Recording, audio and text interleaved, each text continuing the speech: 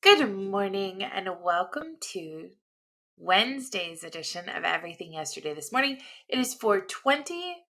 Happy Weed Day to all of you who participate in those festivities.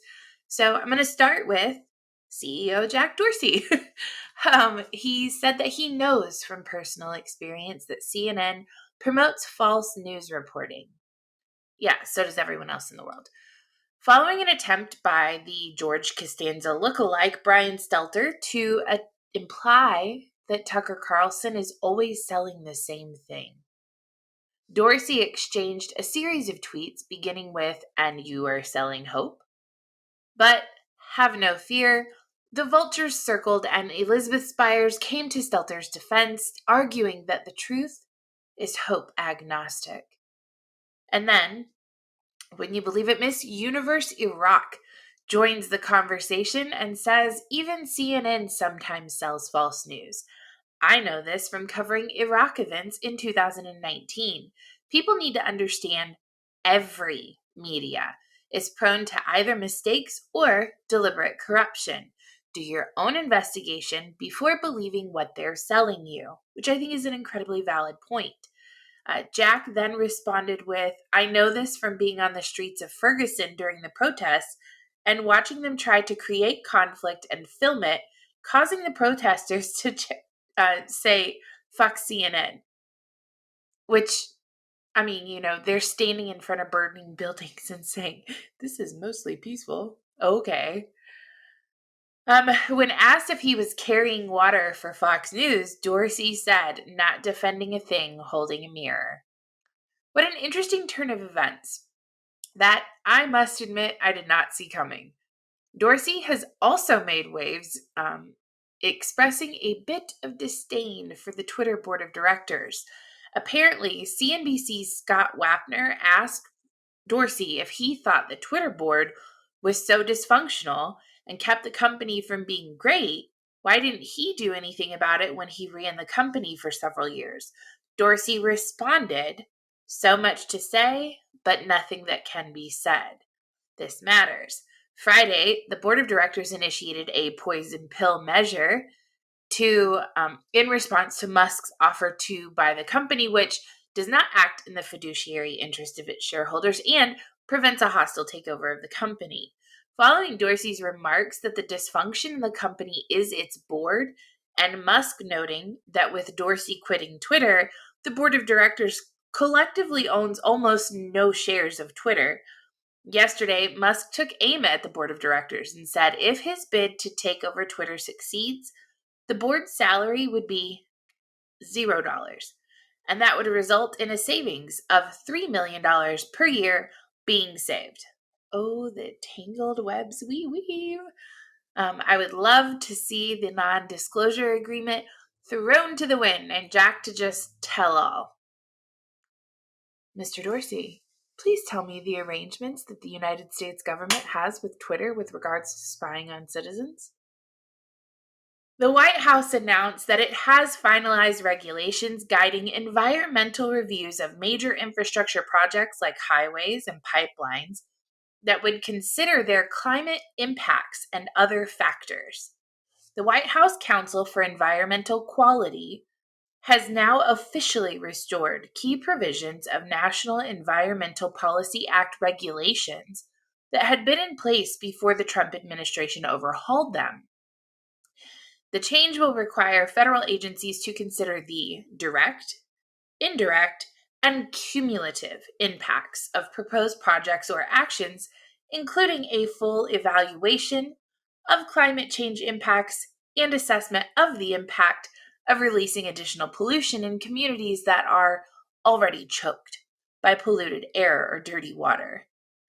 In addition to requiring an analysis of climate impacts, the final rule empowers federal agencies to consider alternative designs or approaches for a company's proposed projects and allows agencies to adopt reviews that are more stringent than CEQ's regulations. Because giving the government more power never hurt anyone, am I right? Trump revamped NEPA in an effort to fast-track major projects like the now canceled Keystone Pipeline that he said got caught up in red tape and interfered with his focus on energy dominance. His NEPA overhaul allowed federal agencies to exclude the climate impact of a project, allowing major fossil fuel projects to sail through the approval process and avoid legal challenges. How dare he want to get things done? The United States Secret Service is cracking down on illicit digital currency transactions, seizing more than $102 million in cryptocurrency from criminals in connection with fraud-related investigations. David Smith, because that name doesn't scream Fed, Assistant Director of Investigation, said agents and analysts actively track the flow of BTC and other cryptos on the blockchain, similar to an old-fashioned surveillance. Once a person and another person make a transaction that gets into the blockchain, we have the ability to follow that email address, or wallet address, if you will, and trace it through the blockchain. More than $102 million, as I stated, in crypto has been seized in 254 cases. It doesn't say, however, what value those acquisitions have now and what is being done with the crypto that is being confiscated, which I find interesting. Investigators are finding thieves will transfer stolen Bitcoin and other digital currencies into stablecoins. So in order to track this activity, they are watching the market because, criminals, they're humans too. They want to avoid some of that market volatility associated with some of the major coins. The Biden administration is taking action on student loans as it faces mounting pressure to do something to prove to voters, specifically the young voters that Joe Biden has lost 21% of, that it can take tangible action to improve their lives before the midterms this year. The U.S. Department of Education, that shouldn't exist, let alone be making announcements, announced that it will open a review of borrowing practices aimed at addressing historical failures in the administration of the federal student loan program, which it said would result in immediate forgiveness of student loans for 40,000 Americans. The review is also expected to result in the department granting at least 3 years of loan credit to more than 3.6 million other borrowers. Complicating the issue is President's own campaign promise to cancel student loan debt for millions of Americans, which the White House has since explained that actually meant to mean that Mr. Biden would support legislation by Congress to cancel up to a set amount of federal student loan debt for individual Americans. Right. I bet that's what you meant. Not that I agree with that. You took out the loan, you need to pay it back. It's no one else's responsibility to pay someone else's debts. Disney may now lose its special tax status in Orlando, Florida. Governor DeSantis is urging state council members to consider ending the Reedy Creek Improvement District special status, which oversees much of Walt Disney World. Disney has had this special status since 1967, allowing the firm to operate under its own government surrounding Walt Disney World. Today I learned Disney's special district would be dissolved on June 1st, according to a bill introduced by a Republican senator. A Disney spokesperson publicly admonished the passing of the parental rights bill and said, "Our goal as a company is for this law to be repealed by the legislature or struck down in the courts, as we remain committed to supporting the national and state organizations working to achieve that." Shocker. Disney wanting people who are not their parents talking to kids about sex. Imagine my shock. Netflix's earnings report revealed subscriber losses for the first time in over a decade. The earnings miss sent the stock plummeting 21% in after-hours trading. They lost 200,000 subscribers in the first quarter and are predicting further losses in the second. 2011 was the last time they posted a subscriber loss.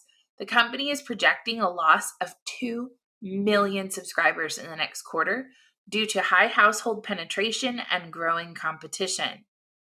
Couldn't have anything to do with your wokeness and continuing to raise your prices through the roof and sexualizing children, though, could it?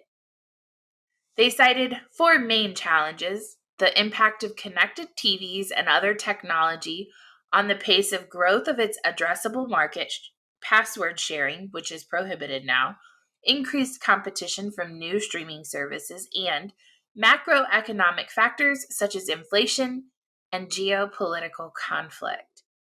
Seriously, Netflix is blaming the war in Ukraine for its losses in the first quarter, probably because their decision to suspend service in Russia resulted in a 700,000 impact on paid net subscribers.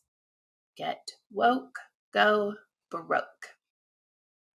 A small public university in Ohio agreed last week to pay one of its professors $400,000 after it rebuked him for refusing to use a transgender student's preferred pronouns. Shawnee State University in Portsmouth warned Nicholas Merriweather, a philosophy professor, about not using the pronouns. In response, he filed a federal lawsuit against the university, contending that officials violated his constitutional rights by compelling him to speak in a way that contradicts his religious beliefs. After a 3-year legal battle, the 6th U.S. Circuit Court of Appeals ruled in his favor. Alliance Defending Freedom applauded the agreement to compensate him. Shawnee State said in a statement, quote, "It adamantly denies that it deprived Dr. Merriweather of his free speech rights or rights to freely exercise his religion, and called the settlement a economic decision." They went on further to say, "We continue to stand by a student's right to a discrimination-free learning environment, as well as the rights of faculty, visitors, students, and employees to freely express their ideas and beliefs. You can't have both. You cannot guarantee discrimination-free on behalf of other individuals." I'm not saying that you should discriminate against people, but that notion of we have an environment where people can freely express their ideas and beliefs, and then in the next breath say, you get discrimination-free existence. If I don't like the way you wear your hair, I'm entitled to that opinion and I can express it because I am entitled to free speech. That cost is better spent on fulfilling Shawnee State's mission of service to our students, family, and community. This is definitely a case I'm going to discuss on Friday night's Liberty Happy Hour because this idea of compelling speech has become the norm. And I'd like to have a deeper dialogue on this, on how we can kind of dial this back. The global economic outlook worsened significantly since January because of Russia's invasion of Ukraine and the resulting sanctions by the West, according to the latest assessment of the world economy released by the International Monetary Fund. The war isn't the only risk to economic growth, though, because new bottlenecks in global supply chains due to the recent lockdowns in China and higher inflation are contributing factors as well. In the matter of a few weeks, the world has yet again experienced a major transformative shock. Just as durable recovery from the pandemic-induced global economic collapse appeared in sight, the war has created the very real prospect that a large part of the recent gains will be erased. I'm not really sure what these gains and durable recoveries are, but, who am I? Just a mom and a Nina. Pierre-Olivier Gorinchas said the war has exacerbated inflationary pressures. Yeah, because the dumbasses keep handing over weapons and printing paper like it grows on trees. There's a risk that inflation expectations become de-anchored, prompting a more aggressive tightening response from central banks. Because central banks shouldn't exist. They're the ones that created the problem in the first place. In emerging market and developing economies, increases in food and fuel prices could significantly increase the risk of social unrest. You bet your bottom dollar it will. Last one for the day, because I am running out of time. I will always give credit where credit is due. In my opinion, nuclear energy is the only solution to get out of the situation we are currently in with regards to fossil fuel dependency. It's clean and has low environmental impact unless you live in Chernobyl or Fukushima. The Biden administration is launching a $6 billion effort to rescue nuclear power plants at risk of closing, citing the need to continue nuclear energy as a carbon-free source of power that helps combat climate change. Now, my faith in this $6 billion effort being successful as being run by the government is next to nothing. But I applaud the administration for pushing for nuclear energy. Owners or operators of nuclear power reactors that are expected to shut down for economic reasons can apply for funding to avoid closing prematurely. The first round of awards will prioritize reactors that have already announced plans to close. The second round will be opened up to more economically at risk facilities, and the program is being funded by the infrastructure bill that was passed in November. A strong majority of states, about 2/3, say nuclear will help take the place of fossil fuels. A dozen U.S. commercial nuclear power reactors have closed in the past decade before their licenses expired, largely due to competition from cheaper natural gas. Massive operating losses due to low electricity prices and escalating costs or the cost of major repairs. Most nuclear power plants were built between 1970 and 1990. It's costing more to operate the aging fleet.